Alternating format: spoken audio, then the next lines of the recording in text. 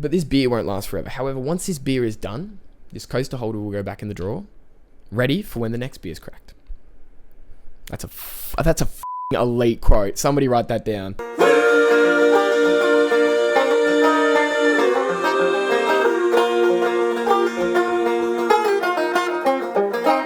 All right. Well, this podcast marks the first of many, you could say. First of a few.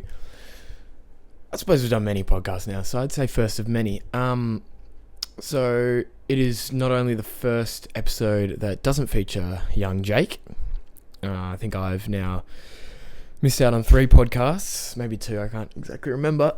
But he's managed to be there for all 81 now that we've done. So 82, 80, I don't know, whatever we're up to, he's done all of them up until this one. This is the first one you've seen without Marty. As well as that, Marty's also, I don't know why I'm referring to myself as in the third person like that. That's kind of weird. I'm in the Sunshine Coast in Queensland. Moved up north, just to get a bit of sun, a bit of a holiday. It is 9:30 in the morning, but since I am on holiday, you may see me taking a sip out of my beer with my Hog's Breath coaster. Is that what that is? No. Stubby holder. That's because I'm on holiday, and I feel like with some of the topics we're going to dive into today, I might need it. I might need to drink and forget a little bit. And the third first that this podcast represents is the first of hopefully a new series, I suppose you could call it, that me and Jake are planning on doing for season 3 and possibly further. Is we want to break the regular routine of we each bring a few segments. It's more of a show type thing, more of a performance, a few games along the way.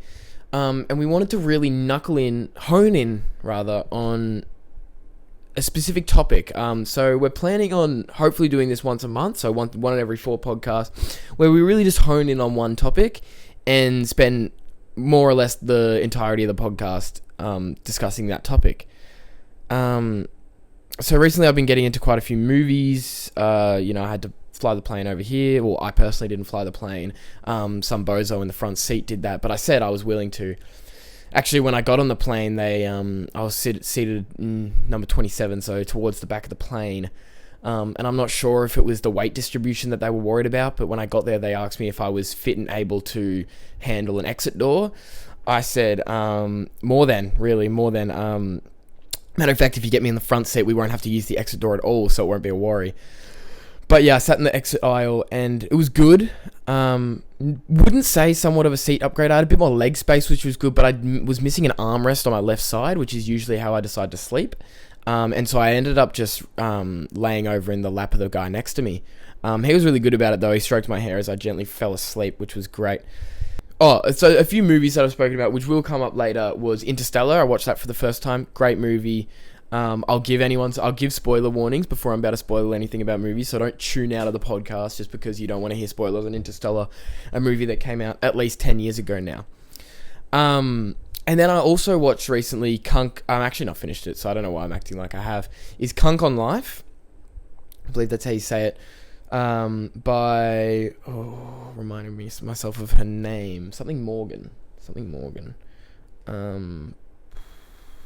Diane Morgan, I believe. Sorry, I didn't Google that. I was going to, but it just came to me. I believe it's Diane Morgan.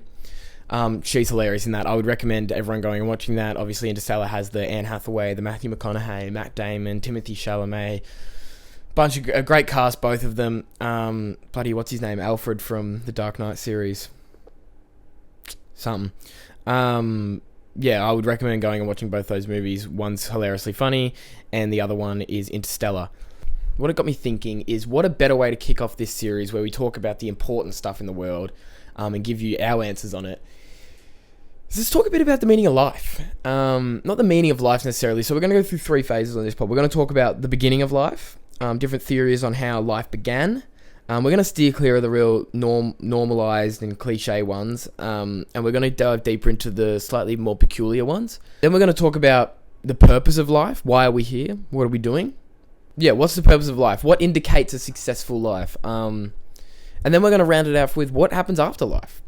Once again, all theory based. Hope nobody takes offense to anything that's said on the podcast today, because it's all theory based, and I am trying to look into slightly more peculiar answers. It's been bloody hot. I had heat stroke yesterday. I missed dinner and just went straight to bed. I felt like absolute shit. I don't think my kind were built for this type of weather. Did a bit of jet skiing yesterday, which was good. I think that's where the heat stroke came from, though. Went to Hog's Breath. Didn't actually eat there, but got myself a cool souvenir.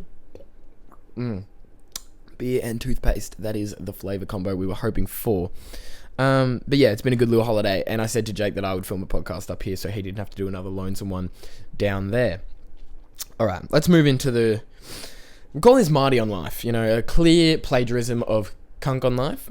This is Marty on Life because, last night Marty felt like he was on life support.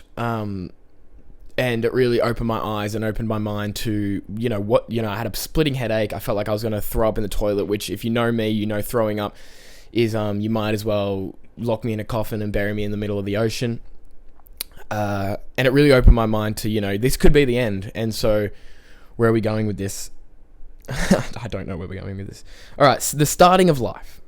The first theory we had is that we are aliens. Honestly, both of these theories that I'm going to talk about kind of circle around the idea of alien life. Once again, I just watched Interstellar like 2 days ago, so that's kind of where my mind's been going recently. So I called this one the Adam and Eve interstellar theory. So basically it centers around aliens. So if you haven't seen Interstellar, skip a few minutes ahead. I might even put a timestamp here of where you can skip ahead if you're listening on Spotify. Just keep skipping until it seems like I'm not talking about it anymore. So, spoiler warning right now. So if you've seen Interstellar, you understand the mission is Earth is sort of crumbling away, and they need to find a new planet. Anyway, they discover a black hole that they're going to fly into, essentially in hopes that on the other side they can find an inhabitable planet. Comes out later in the movie, and this is where the spoiler warning comes, is that they have a plan A, which is to get all the humans currently on Earth to said inhabitable planet. And plan B is that they're bringing a bunch of eggs or whatever, human eggs, to repopulate that Earth. Comes out in the end that they never intended on going for plan A anyway, because it's impossible. So this theory stems from the idea of Adam and Eve and sort of connecting those two ideas. And it kind of, while I was watching it kind of felt like that's what our boy Christopher Nolan was kind of looking at, kind of getting towards, in it being Anne Hathaway's character and Matthew McConaughey's character kind of seemingly are like Adam and Eve, especially if you've seen all the way up to the end. And so alien life sent here in hopes of saving a species. This life then evolved into humans, is the note I've written down for myself. I've actually got a bit confused here between the two theories. So this one doesn't involve the two characters. So this one involves essentially alien life has sent down... So there's an alien planet, however far away. They have ruined their planet, just like we're on par to ruin ours. And they have sent eggs of sort, or some sort of their DNA, across the galaxy, and it's found our planet, which was inhabitable for them, the water, the air, the whatever, the food. They saw life on our planet as well, before us. And they sent their DNA or eggs or whatever to Earth in hopes that it would grow and prosper to become the alien of sorts, or the human of sorts, and continue their species.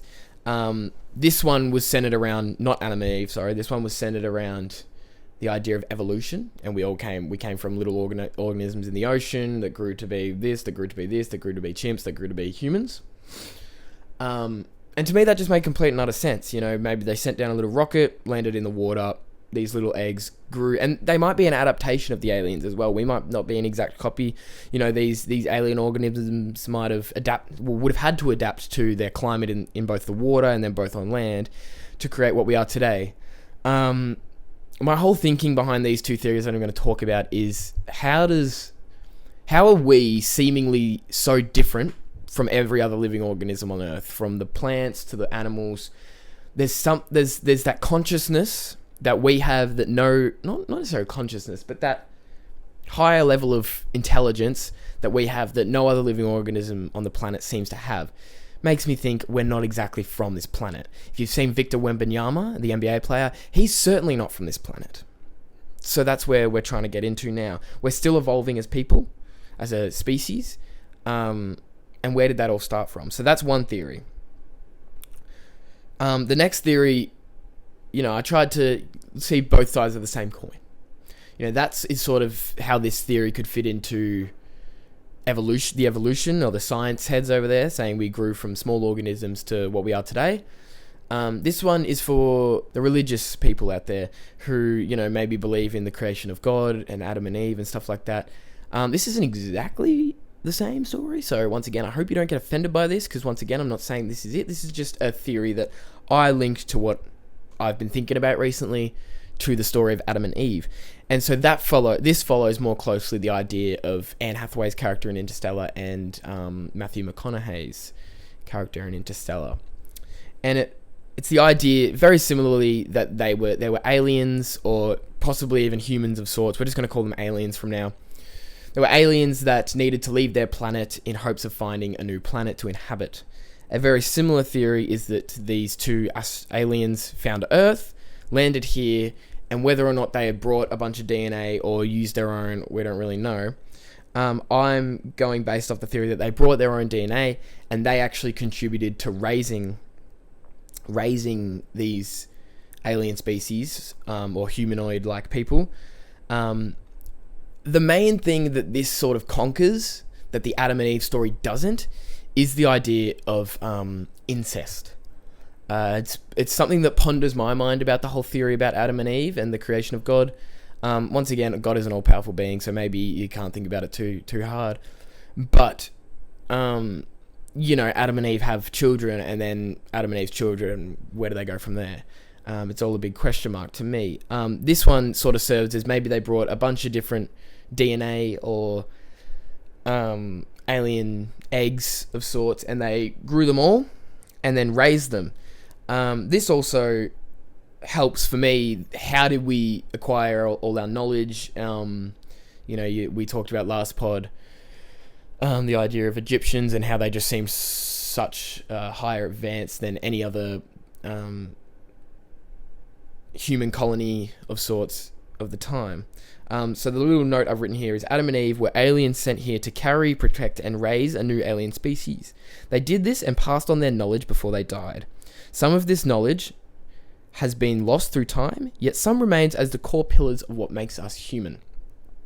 So obviously they had teachings to give, and then through stories they became Adam and Eve. They to the eggs, or the children they were raising, they would have been like all-knowing beings. They would have been all-powerful. They could have been, they could be what we depict as gods nowadays. Because once again, this goes off the theory that the species they were was not exactly what we are. We have adapted, we have changed to be more suited to living on this planet. They, being aliens, perhaps hadn't yet. So they're my two theories about how life could have started. They both surround the idea that we are from another planet and we were a last-ditch effort to save that alien species. Moving on to our purpose. How we choose to lose our life. Hopefully we don't choose to lose our life. How we choose to live our lives. What makes a successful life? What should you aim to do with your very short time on Earth? Does it have purpose, or is it meaningless? These are all things we're going to discuss. I summed it down to the 4 L's. The 4 L's. Live. The 3 of these might be very familiar to you. Live, laugh, love, and legacy. These are the 4 that encompass what I believe are, I suppose, correct ways to live life, or ways that you could live your life that I would view as you've lived a prosperous life. They kind of encompass everything we as humans see as important.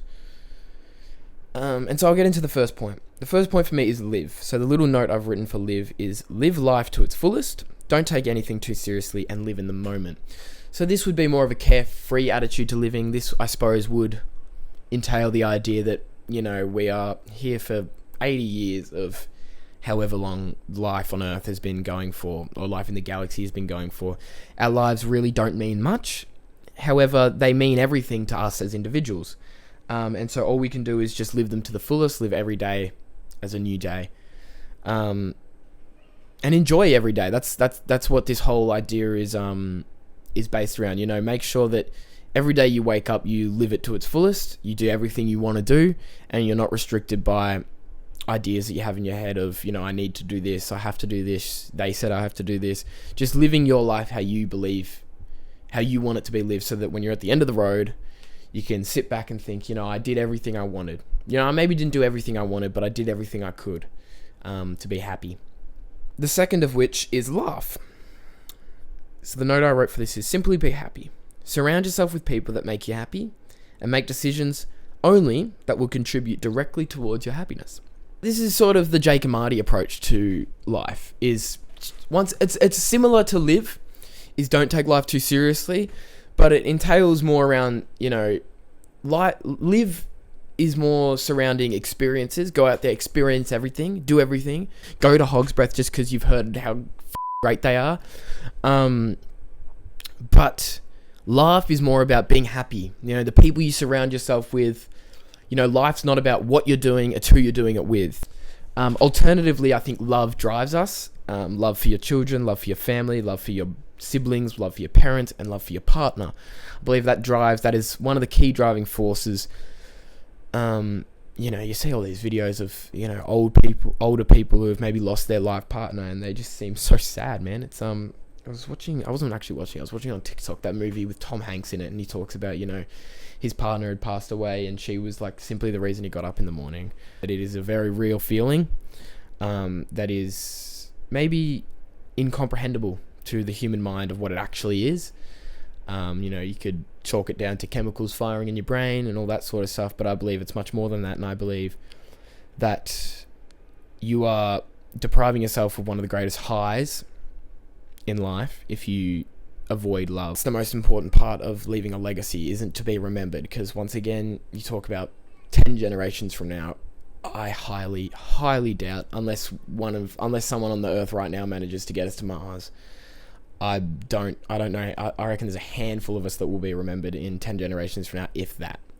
So I don't think that that's the most important part of this point. I think the most important part of this point is what we said towards the end, which was leaving the earth better than we found it, and contributing to the prosperity of humanity and the growth of humanity. All right, I've now decided to close the beautiful little backdrop you guys were looking at, because you really couldn't see me. It is a responsibility of all of us as humans to contribute in some way to helping humanity grow. That could be in the smallest of scales, or that could be in the biggest of scales, and it doesn't matter. But leave something that you're proud of is essentially what this point talks about, you know. And I think that those 4 key pillars are how I choose to live my life. Once again, I have my own opinions. You people might be listening and thinking this guy's got it completely wrong. And finally, the fun part. The fun part, we get to talk about the afterlife. Phase 3 of Marty's podcast today is focusing on the afterlife. So we've got 5 theories today that we're going to talk about. We'll get through them nice and quick so we can finish this pod at a reasonable hour. So this first one I've called, okay, now don't switch off too quickly. I've called the DMT theory. I saw this one on TikTok on a podcast. I think it was the Joe Rogan podcast they talked about it on, but now that I'm thinking about it, I don't exactly remember what podcast it was on. So, to my PG-13 viewers out there, DMT is a drug that I don't know heaps about. I know you smoke it, and I know you shouldn't do it. In all seriousness, I think that it freaks me the fuck out, and I'll tell you why. So I heard this guy talking on a podcast about his experience on DMT, and I think he blacked out for like 5 minutes or something around that time. A relatively short amount of time. Might have been like 2 minutes or something. And when he woke up, people said that he began to like suffocate. Lived through it, got through it. But when he finally, I think he went into a coma, and then he woke up and on this podcast explained his experience on DMT, that when he went down, he instantly found himself living a different life, living something completely, like, he explained this life being like, he lived for 6 months there, but while he was living there, it just felt completely normal, like he He was in an underwater, like an Atlantis type city, where they were like fish people. He had a partner. He had a family there, and he lived. He still says he can still remember it vividly, and that's why when he came up out of the high, he began to suffocate because he'd been breathing through his gills for the last 6 months. He said it was a completely surreal feeling, jumping from one to the other.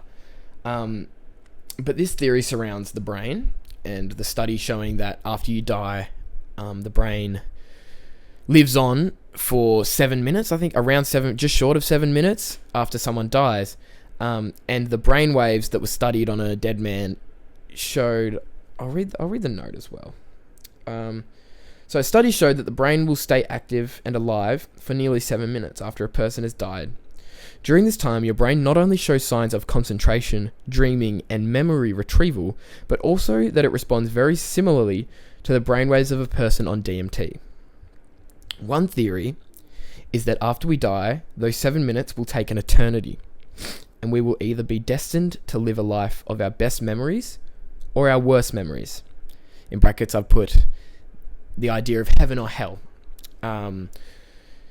So we're either living through, because we're recalling memories is what the study shows. So we're either living through versions of our best memories, our best core memories, living a life of happiness and joy and love, being heaven, or we're living a life of our worst memories, our worst nightmares, being hell.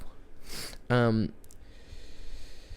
you might be thinking, well, what distinguishes whether we go to our heaven mindset or our hell mindset? And the guy who spoke about this theory on the podcast I was talking about earlier says that, much like most highs, whether or not we go to heaven or hell will be determined on our mental state going into death. Are we happy? Do we believe we've lived a good life? Or are we anxious about dying? Are we not ready to die, perhaps? Do we believe we've lived a bad life? Do we believe we sin throughout our life? I think that's a very interesting theory. It kind of freaks me out a bit. Because the other idea is, well, are we in that state currently right now? How do we determine that? But I thought that was a cool theory that I wanted to bring up on the podcast today. Something to take home and really had me thinking for ages. Like, well, damn. So my advice to all you would be, just try and live the best life you can. You don't have to be perfect by any means, because at the end of the day, when you get to the end of the road, it's all about what you think of yourself. Did you live a good life? Did you prosper? Did you do all the things you wanted to do? Did you live, laugh, love? All that sort of stuff. Right, the second of the theories. This one I did speak about on a podcast before, but I think it got cut because the podcast ran a bit long and it was just the final segment, and I kind of jumbled my way through it. But Gemma actually told me about this one, and then I went and watched the YouTube video. And it surrounds the idea of that we're all one, learning to become a higher being. So I'll read the note first. Every time we die, we are reincarnated as a new blank slate. Every life we live,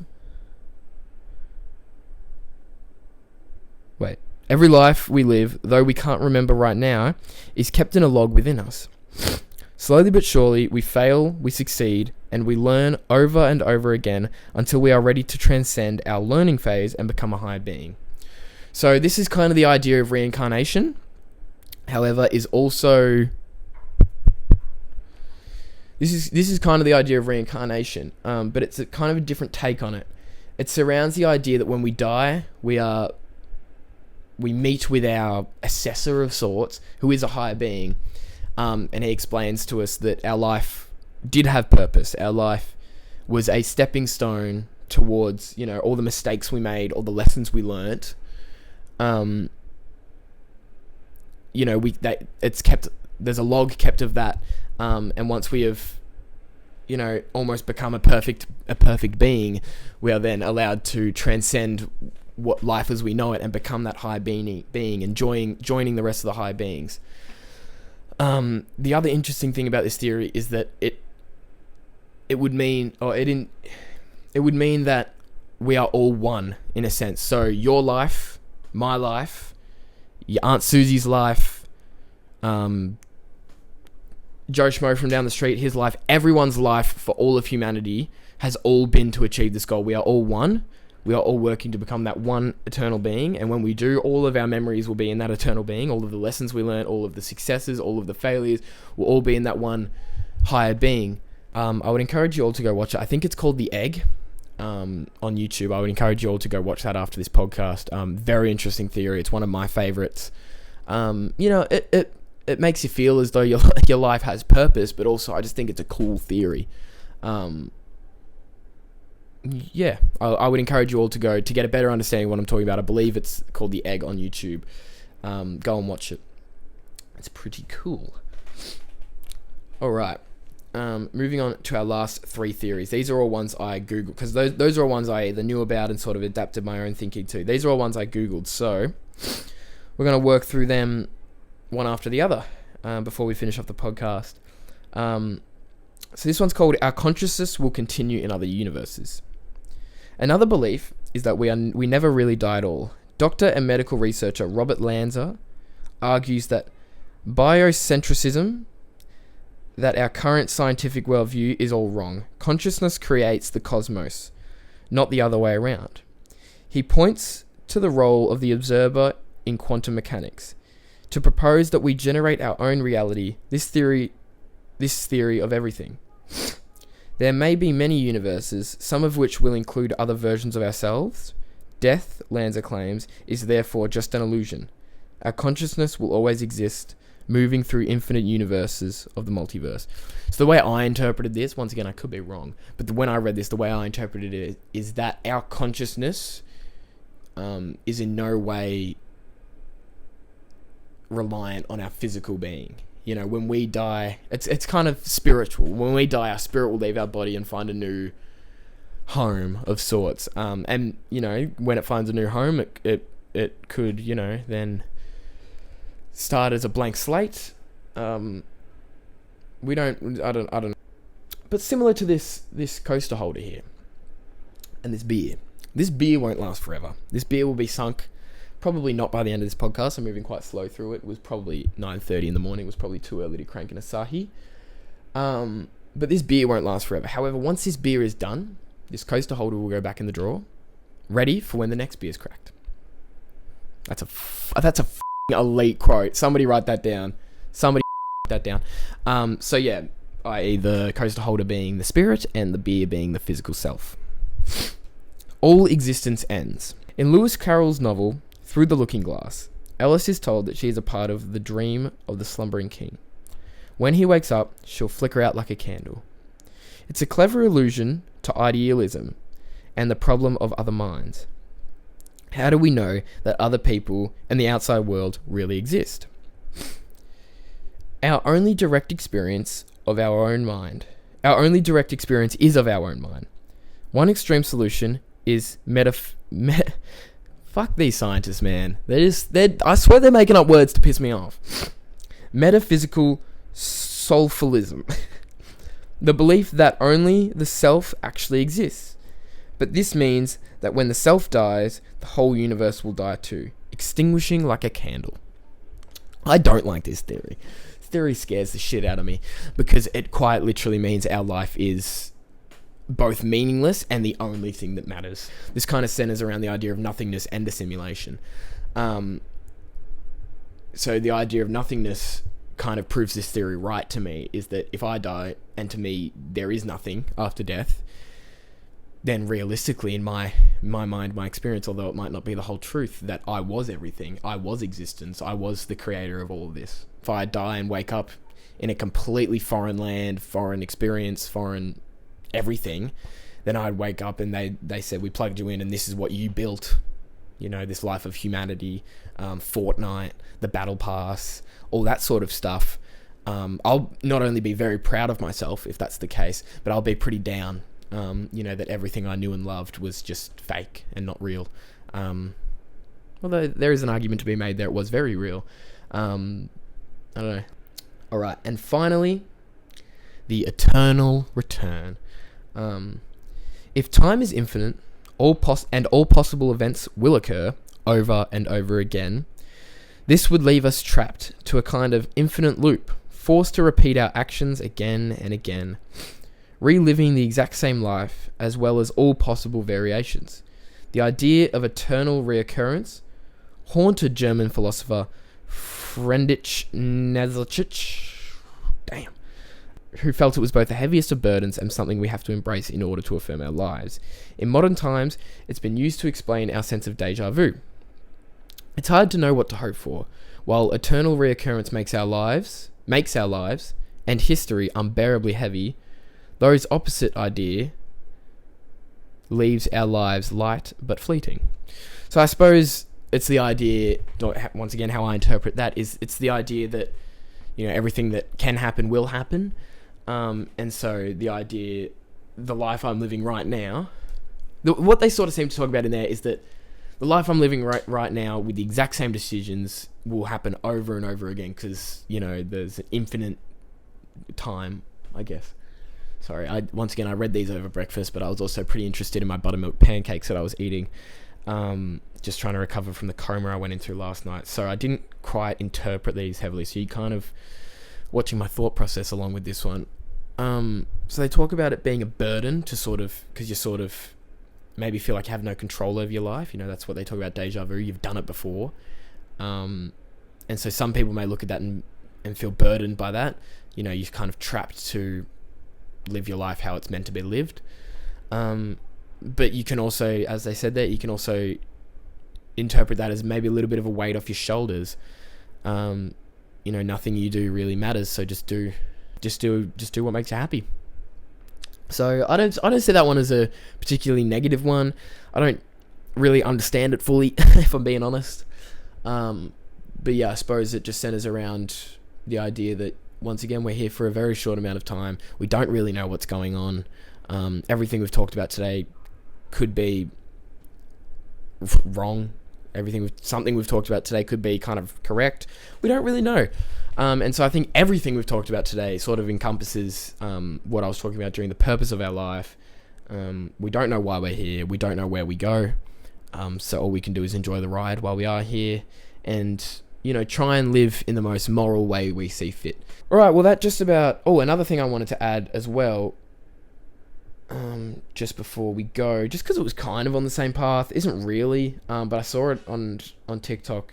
It seemed kind of cool. I'm definitely going to look into it once again. I saw this pretty closely after watching Interstellar, so it kind of just seemed fucking cool.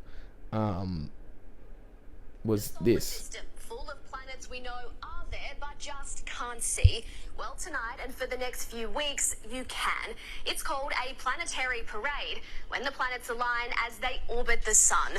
For the first time in more than a decade, Venus, Mars, Saturn and Jupiter are putting on a celestial show together. From our perspective here on Earth, you'll be able to see them like this. Mars with its orange hue and Jupiter towards the north, Venus to the west and just behind it, Saturn. They can all be seen with the naked eye, but... So... essentially what that's talking about is apparently we're getting all the planets are kind of aligning up, and we'll be able to look to one direction and see, was it Mars and Saturn, and then Jupiter and Venus behind us the other way. That's kind of cool. I thought that was really cool. If you want a bit more explanation on what's going to happen surrounding that, I'd watch the 2007 Teenage Mutant Ninja Turtle films. Could open a portal, the monsters are going to jump out.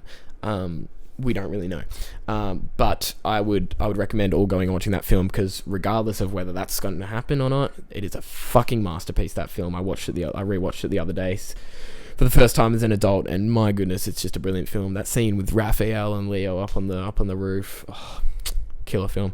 But I thought that was cool to add to this podcast, because it's kind of that planetary vibe we've been going off, and so keep an eye out for that. I hope that we continue to do this, where we really hone in on one topic every here and there, like one in every 4 pods, or once a month, because I had a lot of fun doing this, sitting down doing a little bit of research about it. Once again, I just had to do it pretty much all this morning.